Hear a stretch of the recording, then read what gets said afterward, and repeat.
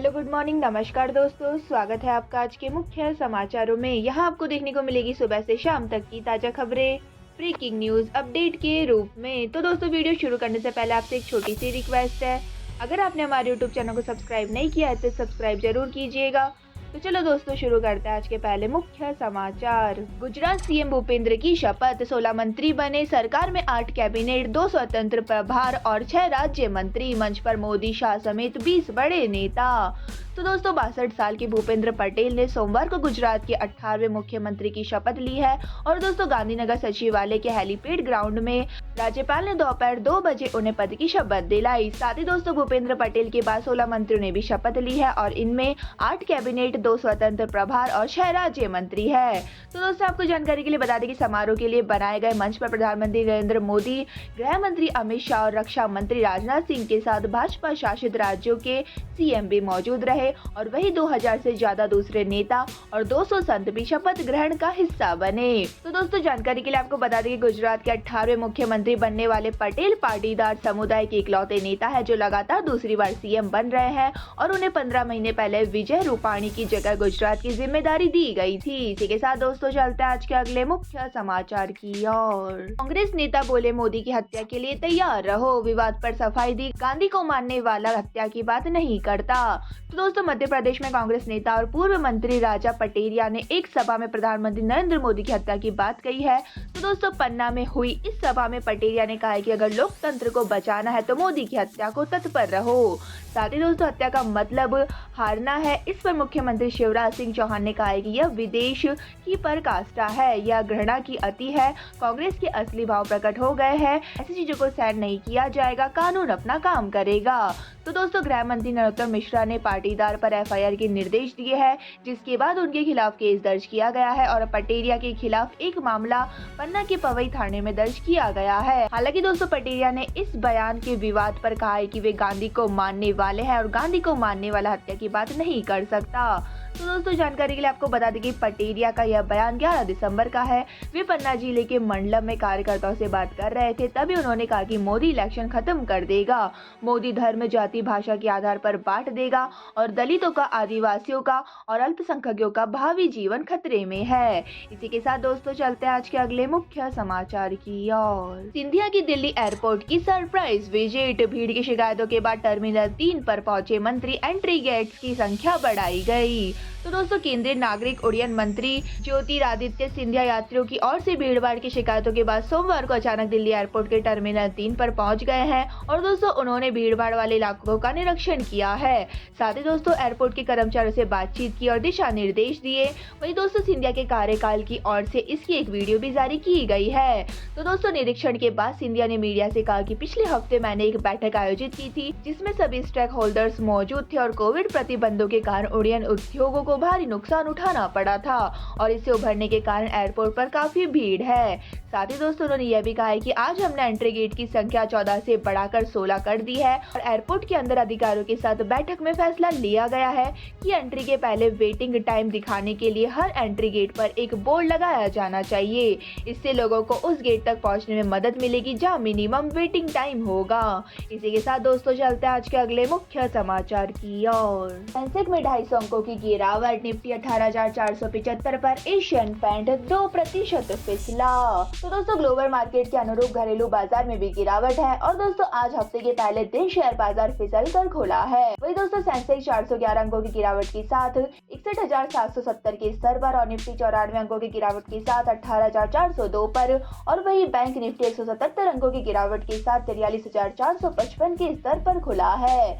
तो दोस्तों, शुरुआती कारोबार में सेंसेक्स 500 अंकों से अधिक की गिरावट थी और निफ्टी में 18,350 के नीचे है। वही दोस्तों, आईटी, मेटल्स, रियल्टी और कंज्यूमर ड्यूरेबल इंडेक्स में सबसे ज्यादा गिरावट है। और दोस्तों, आपको जानकारी के लिए बता दें कि Infosys, Asian Paint, Titan, Tata Consultancy Services और बजाज फाइनेंस के शेयरों में सबसे ज्यादा गिरावट है। इसके साथ दोस्तों, अमेरिका में मंदी का खतरा भी धीरे धीरे बढ़ता जा रहा है, जिसके कारण डाउ फ्यूचर लाल निशान में है और 13 से 14 दिसंबर को फेडरल रिजर्व की मॉनेटरी पॉलिसी की बैठक होगी और 13 दिसंबर को वहां CPI यानी खुदरा महंगाई का डेटा भी जारी किया जाएगा।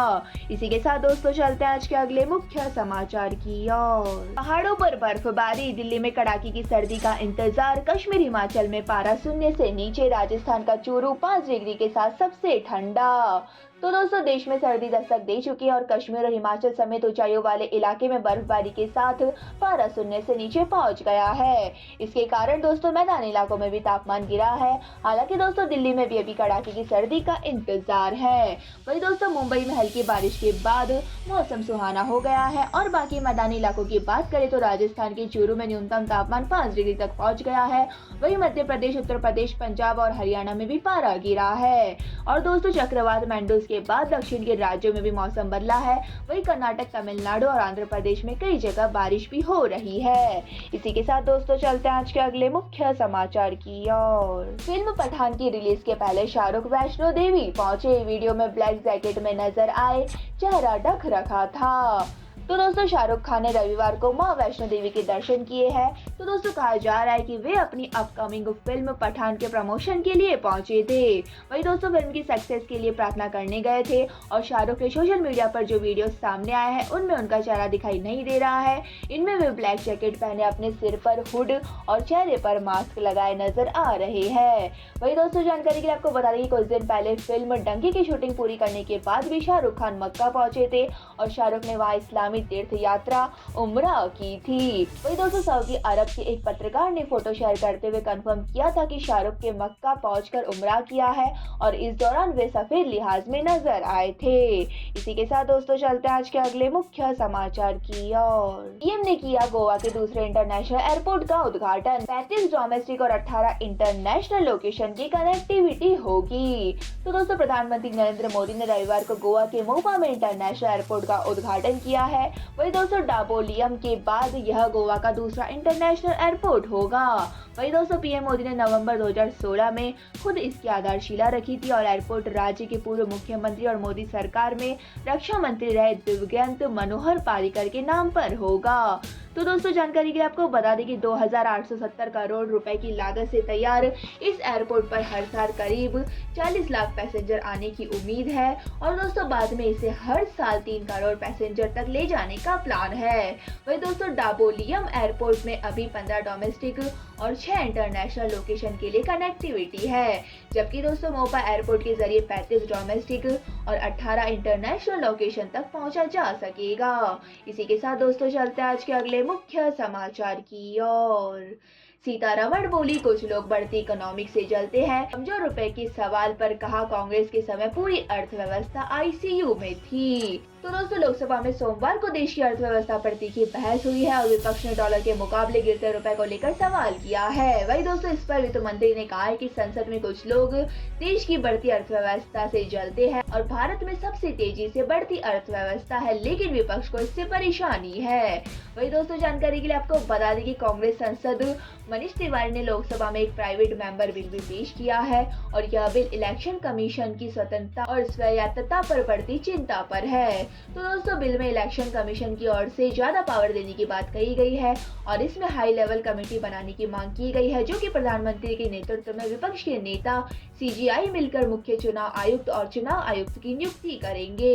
इसी के साथ दोस्तों चलते हैं आज के अगले मुख्य समाचार की ओर। 500 नए एयरक्राफ्ट खरीदने की तैयारी में एयर इंडिया। 400 छोटे और 100 बड़े विमानों का ऑर्डर देगी। कंपनी के इतिहास की सबसे बड़ी डील होगी। तो दोस्तों एयर इंडिया 500 नए विमान खरीदने की तैयारी में है और रिपोर्ट के मुताबिक टाटा ग्रुप की एयर इंडिया 500 नए विमान अपने बेड़े में शामिल करने के लिए ऑर्डर देने जा रही है।